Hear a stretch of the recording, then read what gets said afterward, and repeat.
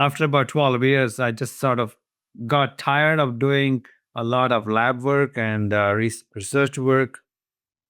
So I went onto the darker side where I worked in marketing, sales, and business development aspects of the company, which sort of opened my completely a new horizons for me. Earlier, I was stuck in research and development, which was really I really enjoyed that. I published like 30 or 40 peer-reviewed journal papers. I published like 4 patents, and it was all great. But at some point, I wanted to change my career direction. I wanted to go more in business. Welcome to the Founder's Journey podcast, where we unravel the life stories of unique and successful entrepreneurs. We will take a deep dive into their highs and lows and over-the-top accomplishments. So get ready for the Founder's Journey podcast with your host, Jimmy Dulambakis. All right, we have Dr. Ravi Vinayak here today. Thank you for being on the Founder's Journey podcast. How are you doing, Ravi? Doing fine, and thanks for having me, Jim. Thank you for being here. Really excited to hear about your life, your journeys, your entrepreneurship, experiences, and everything in it. Delighted to share whatever I can. I appreciate it. Thank you for your time. And let's start from the beginning. Where did you grow up? I grew up in India. That's where I did my master's in life sciences chemistry, and then I moved to Canada to get my PhD. And where in India did you grow up in? I grew up in a city called Mumbai, which is like the financial capital of India, similar to New York. I've been to Mumbai. I went in 2011. Yeah, Wow, it was good for you. fascinating. It's a great city. What's that?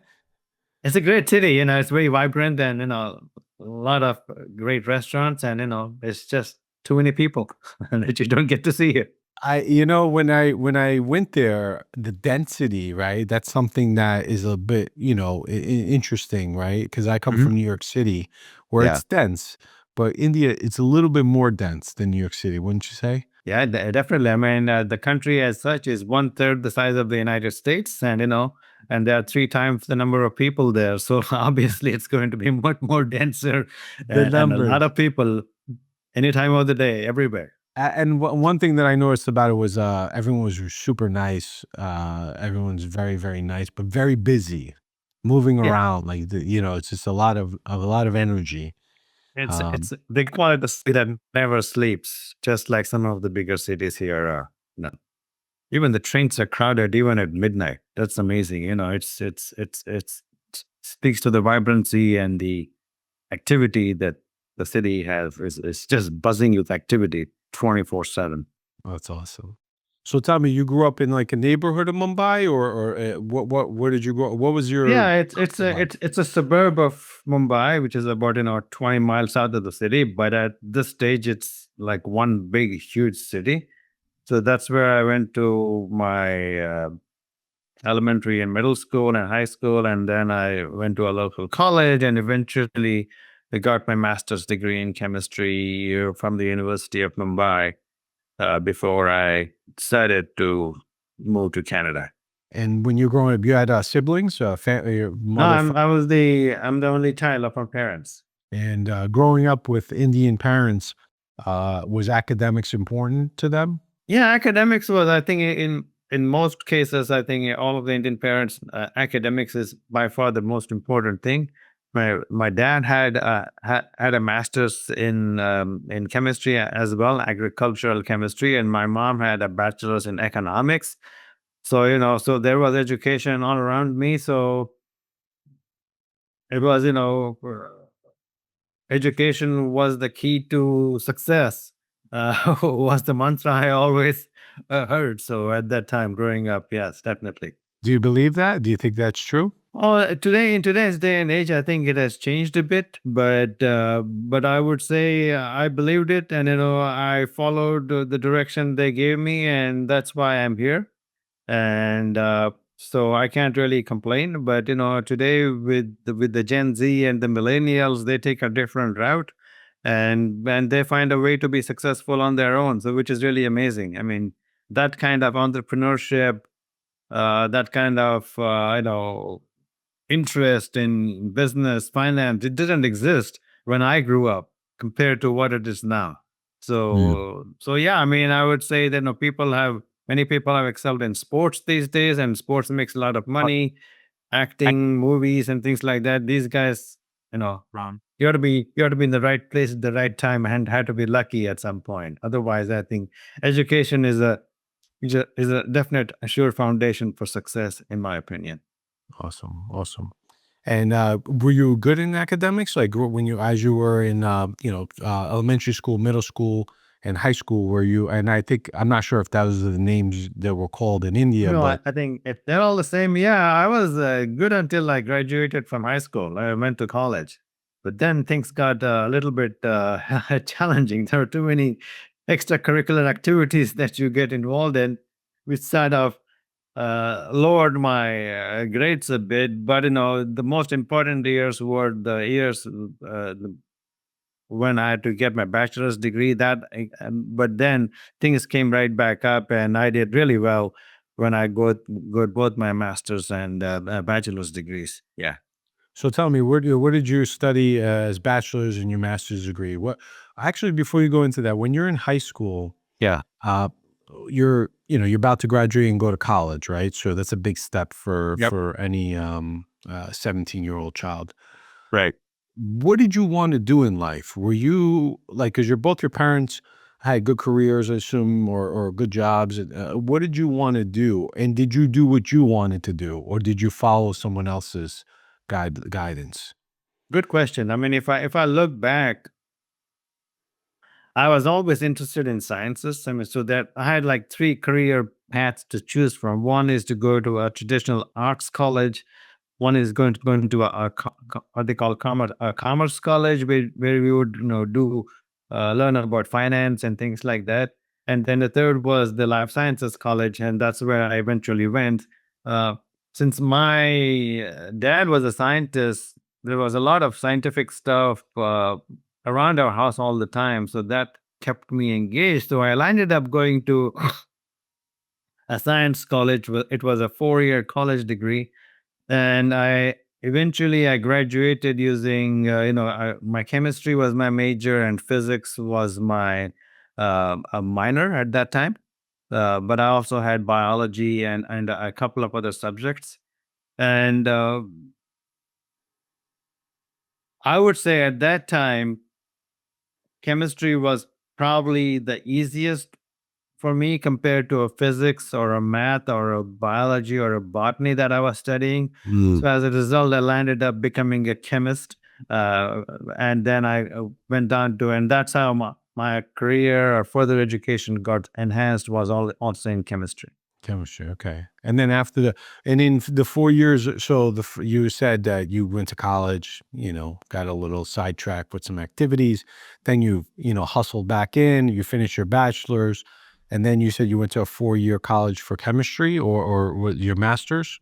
Yeah, after the 4-year bachelor's degree, which was in chemistry, I took a specialization in chemistry and went on to get my master's degree. Okay. And how were you in college? Did you make a lot of friends, or were you just focused on studying? Like, who is the young Ravi? Yeah, I mean, I had a quite a bit of friends, and even today, with at least 20% of them, I still keep in touch. We are still in touch even after all these several decades, and so yeah. I mean, friendships were important because whenever I needed something, or whenever even today when I need some BD help, I call upon some of those friends and go back and say, "Hey, can you help me out?" Or if somebody is visiting here from India or those countries, or we host them, and we go out and recall the good times. So yeah, so there was obviously partying and things like that, but education and making friendships and was clearly the goal, because it was quite evident that people I mingled with had similar interests as mine. Mm, And so it was easy to make friends and keep in touch over the years.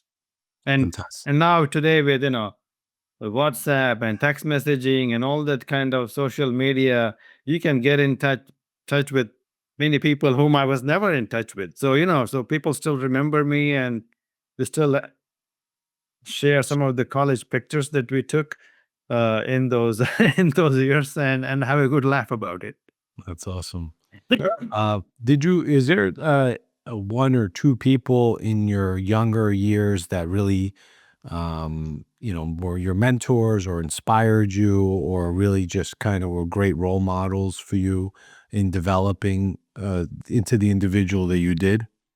I mean, I would say that some of that happened when I was doing my master's. It's like a 2 year master's program, and so when we were in the first year, I mean, we looked up to our seniors who were in the second years of masters, so they were sort of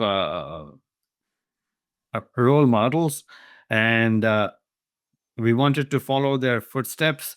But in a large sense, I think my ambitions, my desires, what I wanted to achieve in life changed in my second year or in my final year's master's degree when what that I was pursuing. So, and as a result, I think I had to develop my own pathway, or what I wanted to be, instead of modeling me after somebody else.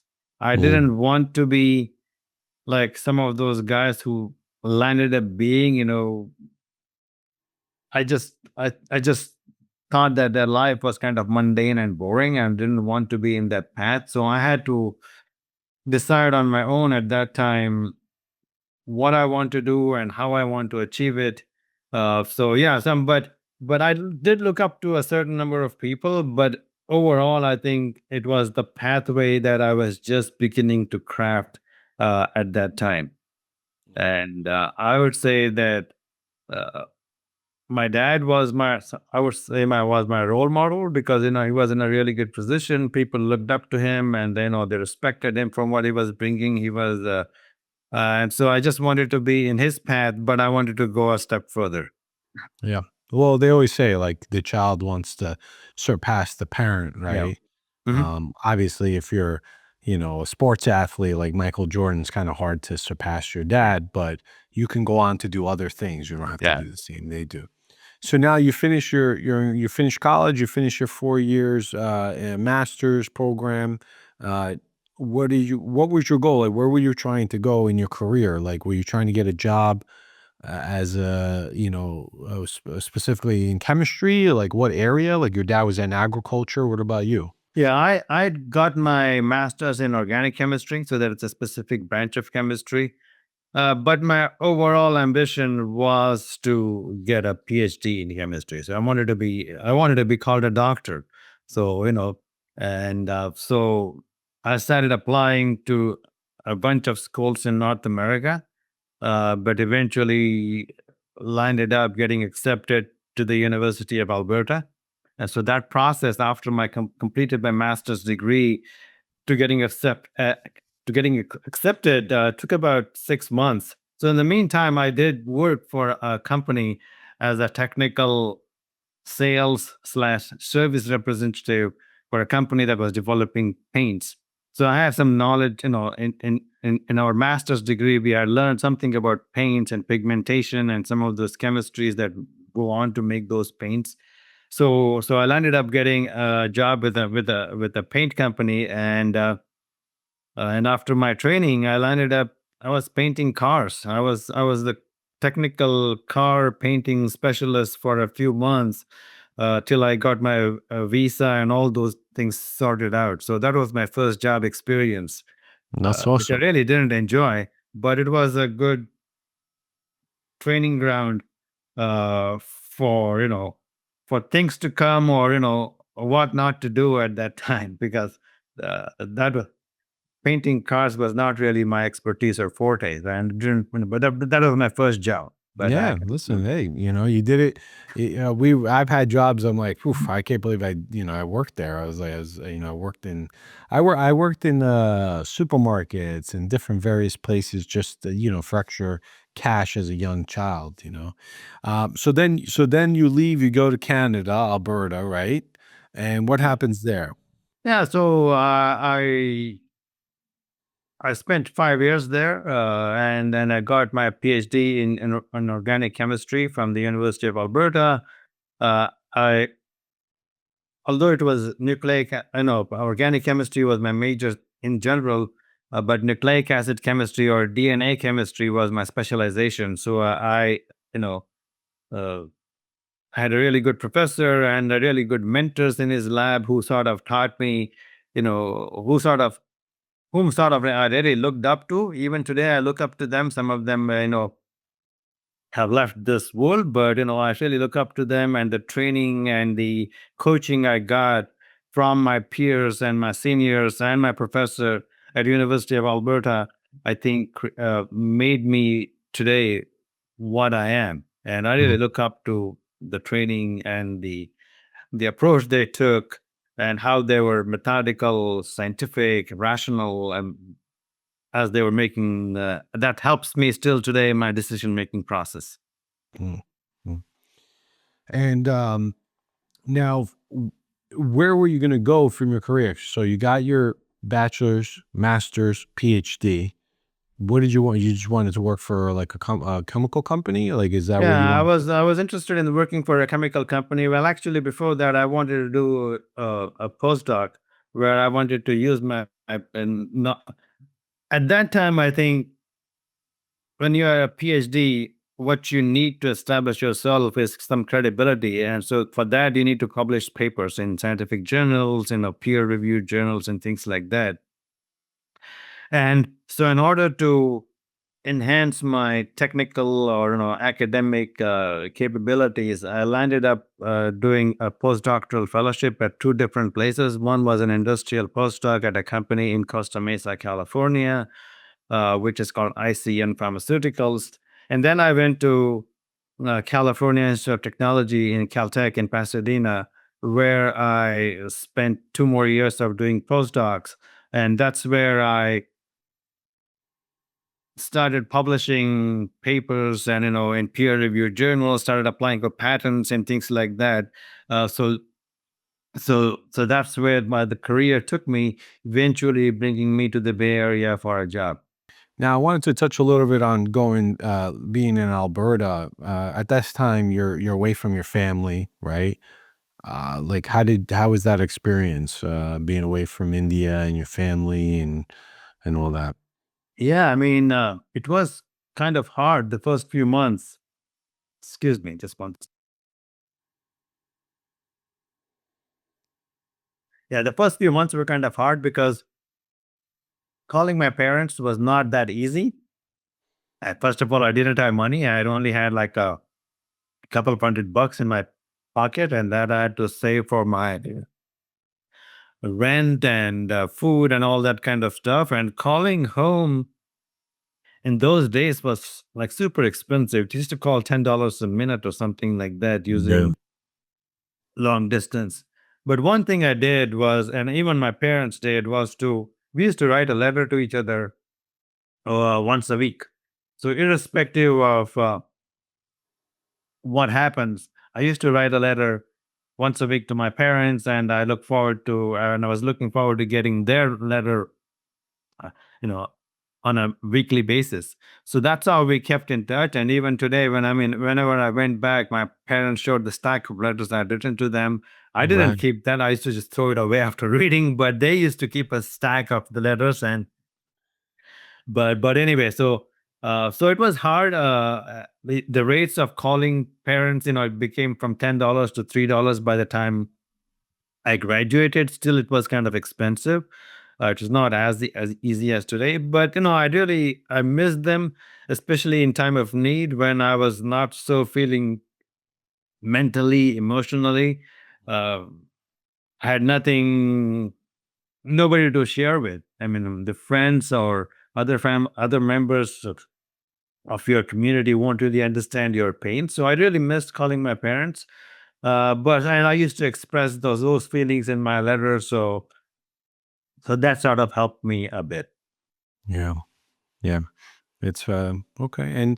And now you did your post op. You said, right? You did two. You ended up in Caltech. And then where'd you go from there?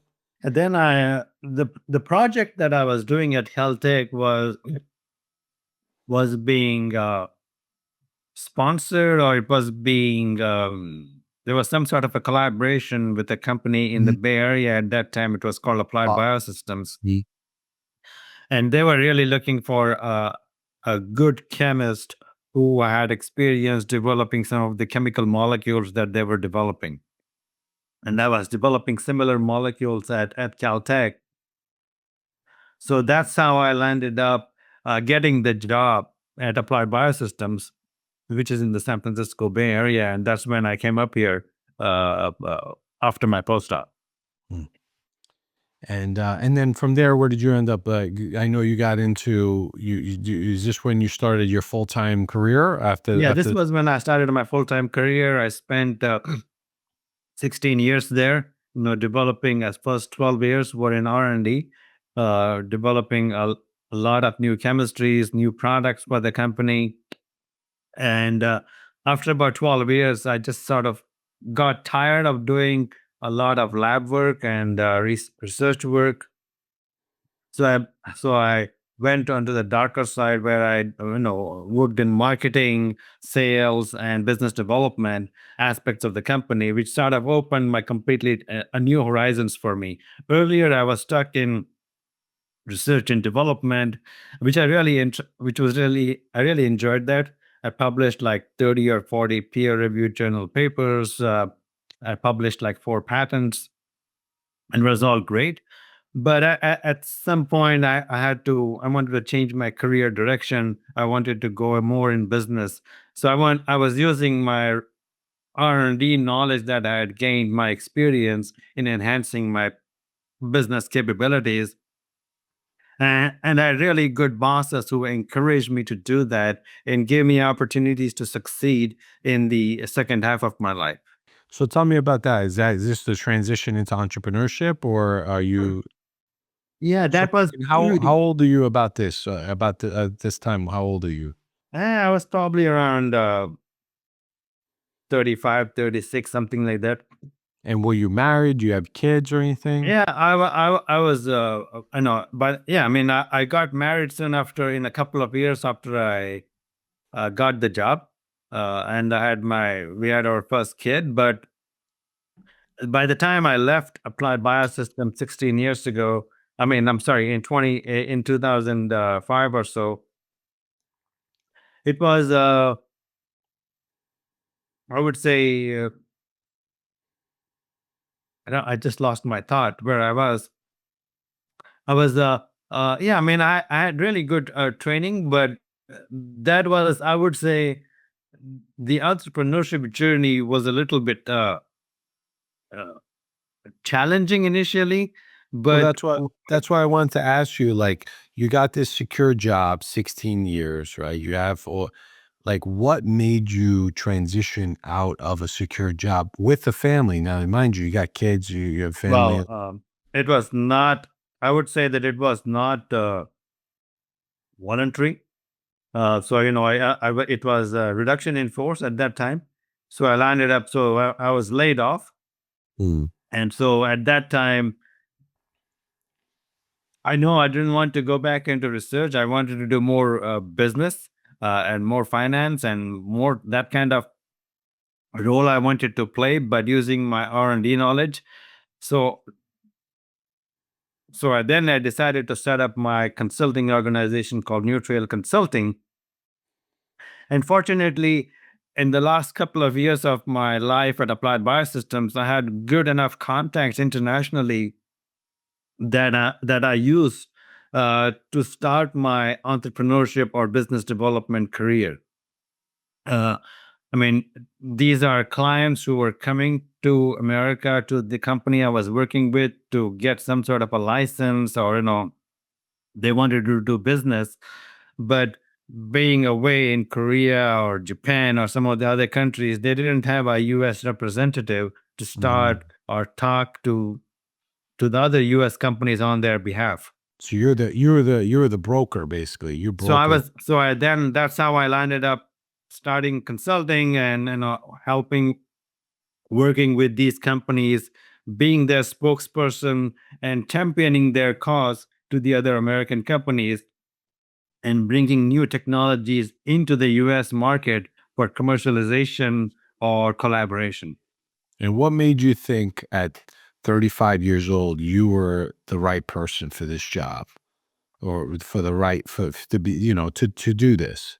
Well, I knew that these guys want to bring new technology into the company, and after having built my career in R&D and having done some business development before for the companies that I was working for, I know they thrive on new technologies. They want to bring new technologies.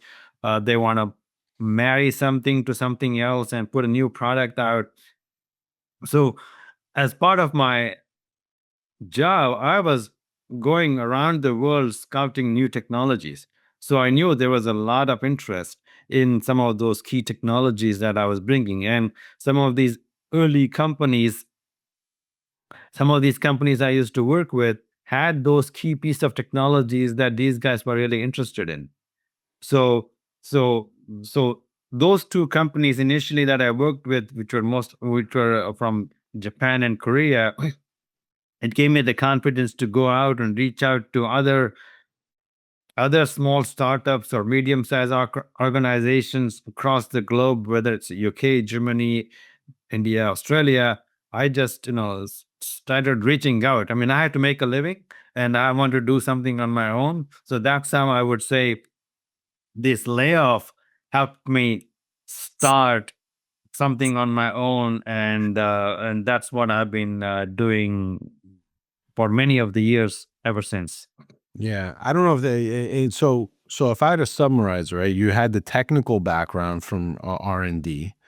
You had the business background because you were traveling around for the company before you left.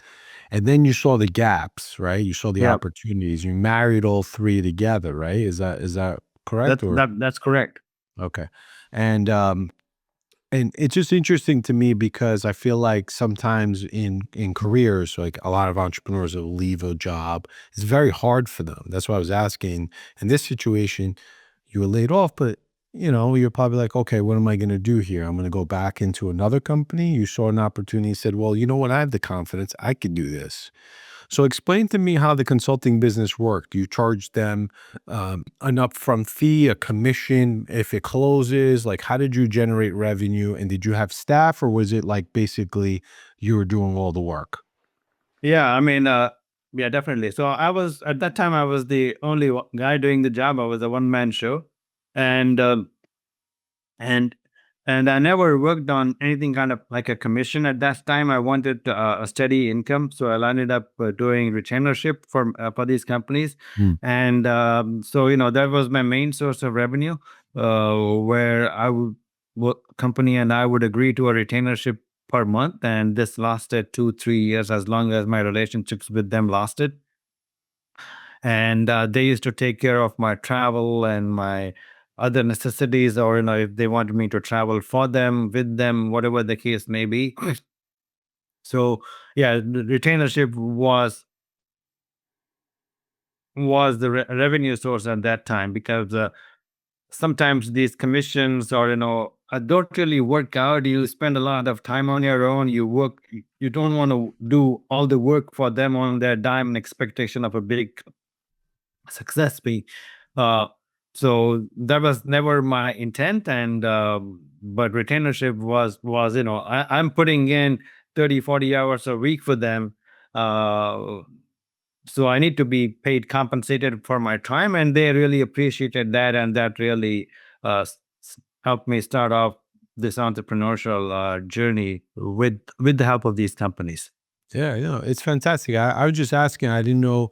I'm always interested in how you structure it to be compensated, right? In some situation, broker deals, like whether it's real estate or some transactions, usually until it closes, there's not that you have expenses, but when it closes, you get reimbursed and things like that. As for example, an attorney charges a retainer, right? Yeah. So they get paid for their time. So I was always interested how that worked. And how long did you do this business for? And did you end up growing it, or did you kind of keep it small during that time? No, I was doing this for 5 or 6 years at that time. But then some of the companies, one or two of the companies that I was working with, they got acquired by the bigger companies. And in one such case, the acquiring company asked me to come and join full time with them because they wanted to have a smooth transition. So then I had to put my consulting job on hold and landed up working with them full time.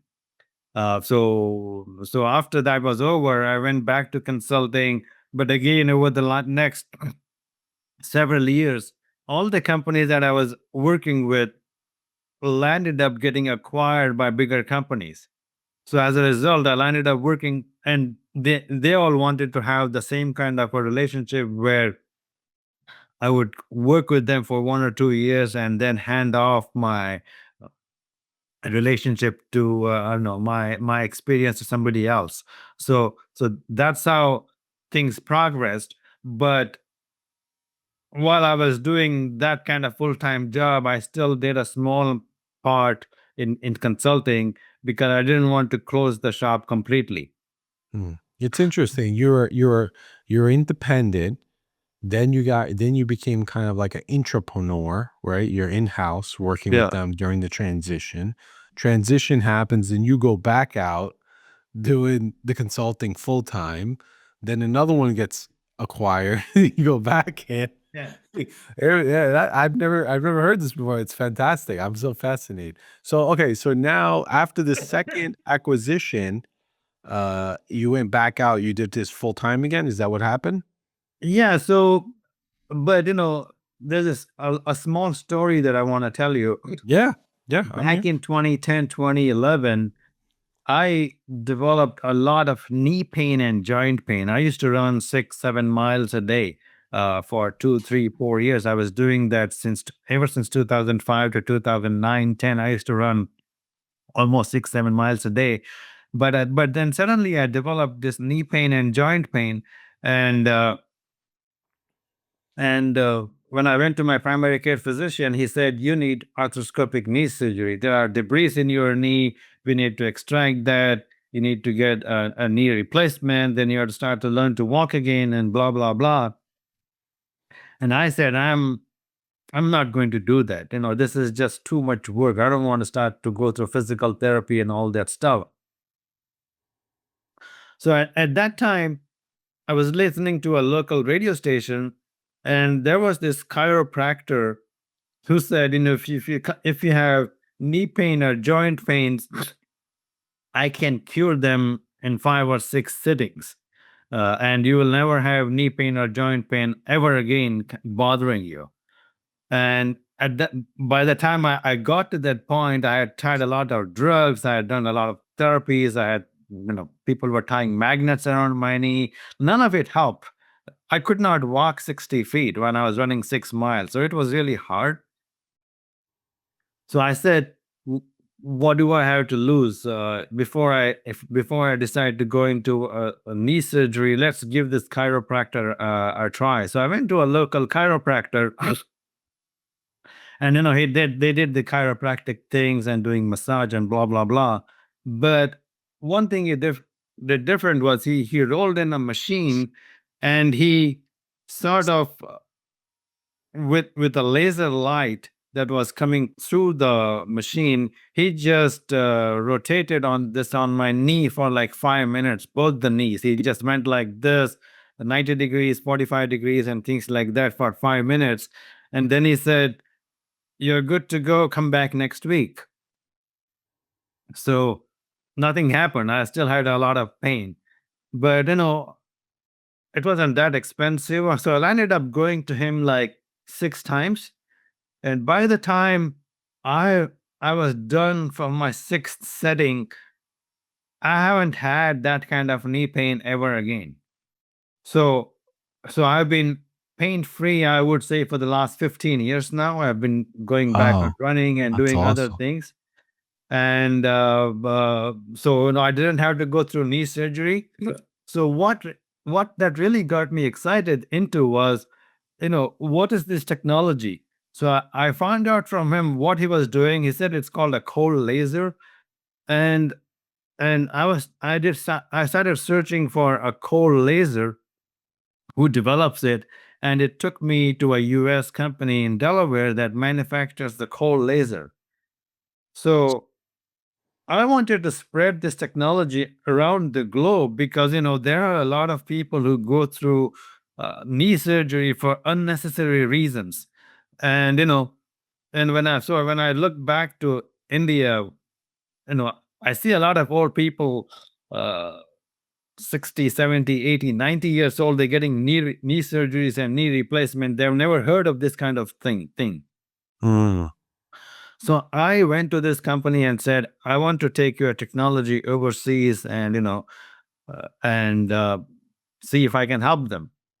And they said definitely. So they really encouraged me. So for that, I had to undergo a laser technician training, because this is a very high power 16 circ or 25-watt laser.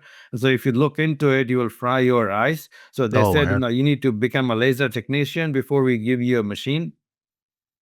So I became a laser technician. I took that course, and then I took a machine with me to India, and using my contacts, I treated a lot of people with their issues. If they had knee pain, joint pain, elbow pain, tennis elbow, plantar fasciitis, all kind of stuff, I was able to fix by just doing the laser treatment, and people got relief. and how does the technology work? What is it that it does? It shoots the laser Yeah. relaxes So the yeah. muscles? Like, So what does it do? so the laser shoots, uh, I would say, deep, uh, specific laser like 250 or 690, some of those nanometers into the knee. So what it does is it penetrates 4 or 5 centimeters into the knee and starts regeneration of the adenosine triphosphate, or ATP. So and when you start regenerating the ATP, the inflammation gets lowered. I mean, all of the pain that you see in the knees or joints is due to inflammation. Something is inflamed. And when you regenerate ATP, or the cells around it are joined, the inflammation goes down, and your pain subsides. Uh, Mm. so for some people who have been suffering with acute pain, it may take 10 or 15 laser settings to do that, or 10 or 15 weeks. But for people who just have some basic knee pain or joint pain, it can just go away in 4 or 5 sittings. And what I learned was, this machine, this cold laser technology, is being used by people in Major League Baseball, basketball, all of the professional sports, because when the pitcher comes back with a sore arm, he gets this massage by a local physical therapist who sort of helps reduce the inflammation in his arms, or wherever the case may be. So when I came back home to America and told them about my success, they said, we can't hire people in India to do that, and we can't expect you to go and do that day in and day out.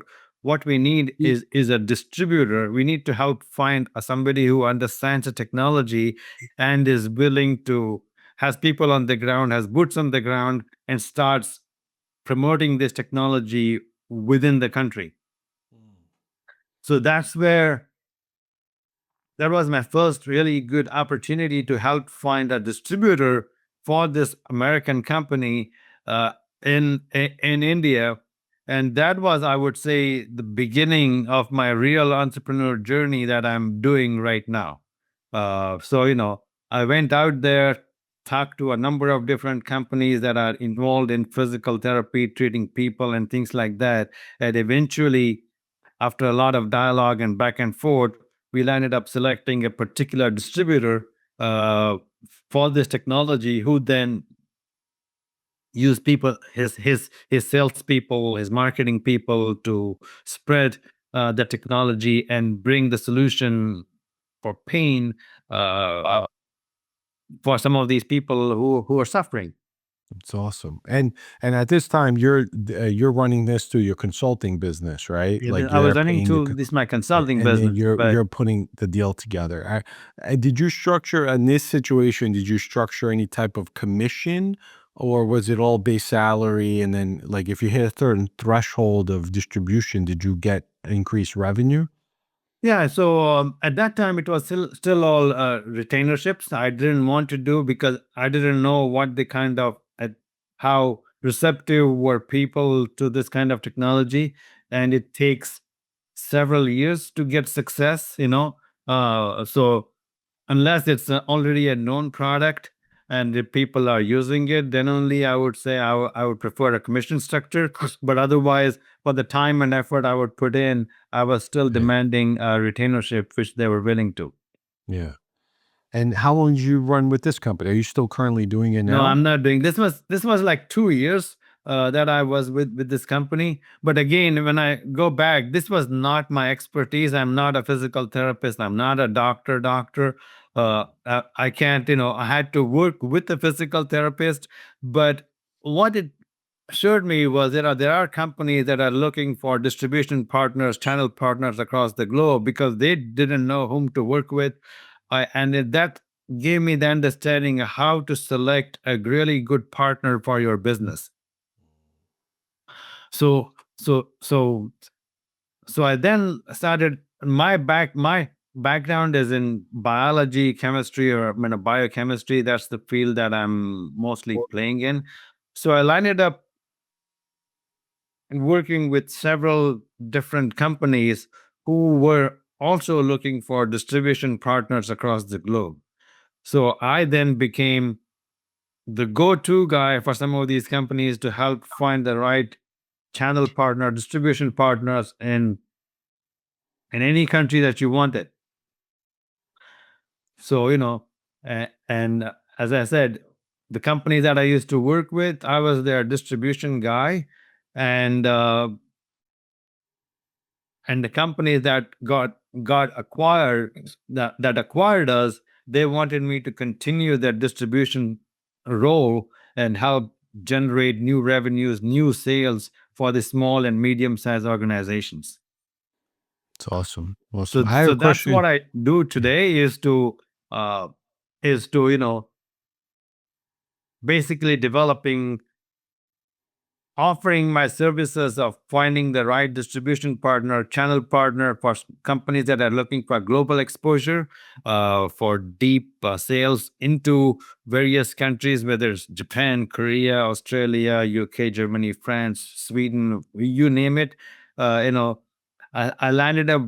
I worked with about 300 to 400 distributors across the globe in many different countries. So I'm like a matchmaker, I would say that, a technology comes to me. I know who the right distribution partner for them is. So I lined up marrying the two and, and manage the relationship for a certain period of time before somebody takes it over.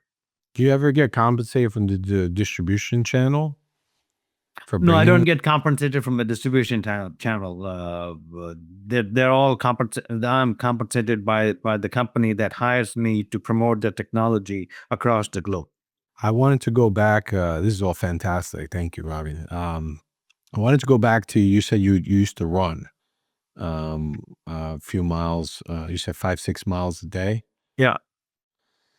I love running. I still run, not as much as I used to. I'm curious to hear what's your take on running. Why did you run? What did it do for you? It allowed me to, I would say, lower my stress, and get some fresh air. I mean, those were my only two main requirements. Uh, I used some of these companies that I used to work with, Korea, Japan. My day used to start at 6 p.m. at night when those guys used to come to work at 9 o'clock or 10 o'clock in the morning. So, I was awake from 6 p.m. to midnight and things like that. So, pretty much my mornings were free. But then, but then I needed to get some fresh air. I was still a lot of stressed out because, first of all, there was a language barrier with some of these companies. Then people didn't speak good English, so I spent a lot of time helping them understand, explain different things, norms. It really got me stressed out a lot. So, in order to release that stress, I started running, and that I kept that as I did that for several years, and even today I do that. Not that often, but at least 4 or 5 times a week, I still go running outside if it's not raining. It's funny you say not that often. Most people don't exercise 3, 4 days a week. You said 4, 5 days. I think it's great. No, and for running for me, clear like I feel like what it does is it cleans my mind Yeah. because your mind is working, your body is working, and then your mind is kind of, I don't know if I can explain it well, but it's kind of isolated in its thoughts Yeah. because your body is busy running and your Yeah. mind starts drifting a little bit. And some people that don't run are actually scared of that. They don't like that. It's like they feel like they're losing control, but really you're actually cleaning out your mind. It's kind of like recovery mode for me, where I would have complex problems or issues and I'd go running, and before the end of the run usually I would have some solution or at least a better understanding of what's going on, whereas I can figure it out as we go. I don't know if you had the same experience. For me, I wanted to get fresh air. I mean, otherwise, for me, getting fresh air was really important. It just made me Connect to feel more nature. fresh before I started my day again in the evening. Yeah. So that was my main motivation. And Awesome. and I think running sort of got me tired, so I used to sleep well at night. I used to get my 6, 7 hours of sleep without a hitch. So those were two, and obviously to help with the body metabolism health as you're getting older, you need to maintain some activity, and That's right. running was a compromise for all of those other things I did not do. I have a couple questions. One is, what would you tell your 20-year-old self knowing what you know now? Good question. I mean, I need to think about it for a second. I mean, I would say that, have today it's easy to have a goal or ambition in mind. And, uh, and if you have that goal or ambition of what you want to do, don't constrict yourself. Just go out there and do it. Be brave. Take some bold steps. You might fail at in the beginning, but if you keep your ambition up and if you do the work honestly, you will succeed. So that's what I would say. Don't just stop, accept life as is, but just challenge yourself that you can do better, and it can make the world a better place. You mentioned about trying and failing. What's your relationship with failure?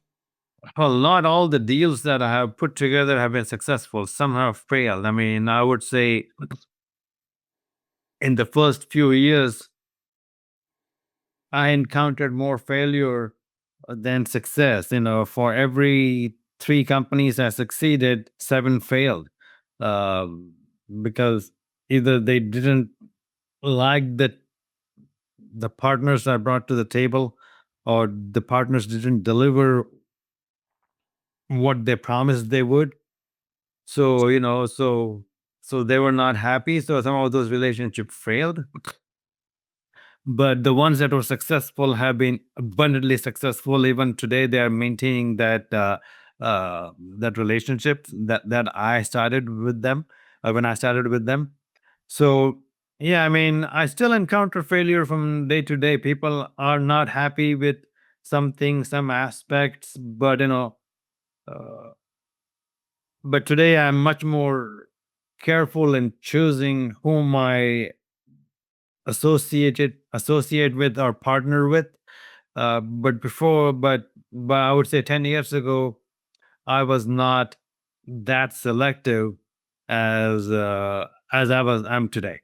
Mm, I see. But failure, I still encounter them. I still have challenges. And There's no excitement if there are no failures. what's that? I said there is no excitement in life if there are no failures. Yeah, yeah. I mean, I think there's a lot to learn from failure too. Yeah. You know, you learn and you get better, and then that's why the successes are much more sweeter when they happen. And your family and such, like, how did you balance working and family and all that? Did you have like a format, or did you just do your best and hope for the best? Like, Yeah, I mean, I try to work 5 days a week sincerely, but and take the weekend off. But there are times when you have to work on weekends because my clients are all overseas and their day starts well before my day starts here.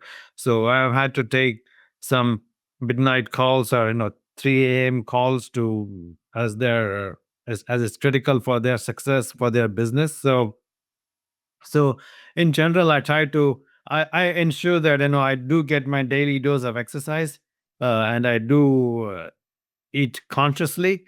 So I would say that would be my work life balance, and and I'm not really, I would say, maxed out. I tend to go 30, 40 hours a week, which is quite sufficient given where I am right now, and I'm always willing to happy mentor companies, mentor people, if they are looking to, be part of this journey in their own lives or for their own companies. if is there any advice you have for like young or new entrepreneurs joining the entrepreneurship world? Any ideas, frameworks, mindsets? Well, if I just look at, I mean, today the number of startups and number of companies that are, number of entrepreneurs has grown exponentially. I would say over the past Uh, 3 decades. I mean, right. it's like a hockey stick where the number of entrepreneurs I encountered when I was much younger uh, was very small, but today everybody and their brother is an entrepreneur, and everybody is building a successful business. They know what they want, they know their vision, they know where they want to be 5 years down the line or 10 years down the line. So they have this grand vision. And I would say that, keep, keep hope alive or keep your dream alive. And I think there's enough information, enough knowledge, enough training out there to help them on their road to be success. I mean, people are just doing amazing things, and I'm just thrilled that um, so much, even universities, schools are offering business courses, entrepreneurship courses, training courses, which is really helpful in their journey, as these guys are thinking much differently these days compared to what I was doing even 20, 30 years ago. Yeah, and I think that there's obviously, the world has changed, the accessibility of entrepreneurship, and also back then maybe you weren't even looking for entrepreneurs, right? Because you were just kind of you had your path. It's definitely, and I've noticed this in the last 20 years, and being an entrepreneur almost over 2 decades for myself.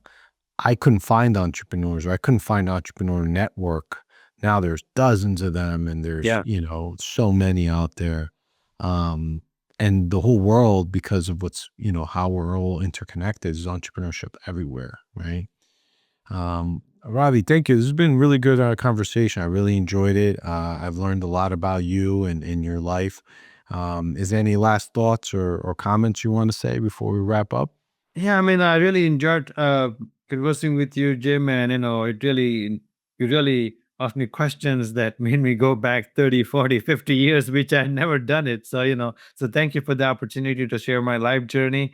And, if there are other entrepreneurs in the world who want to talk to me, I don't know, gain from my perspective, or want to follow the journey that I've been following in my journey is very limited in the field of life sciences, diagnostics, and medical and technology devices.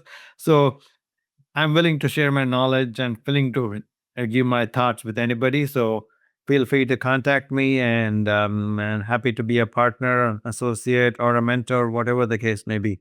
Ravi, thank you so much. This has been fantastic. You've been great. And thank you for entrusting me with your life story. Okay. Thanks a lot, Jim. I really appreciate it. And thanks for having me.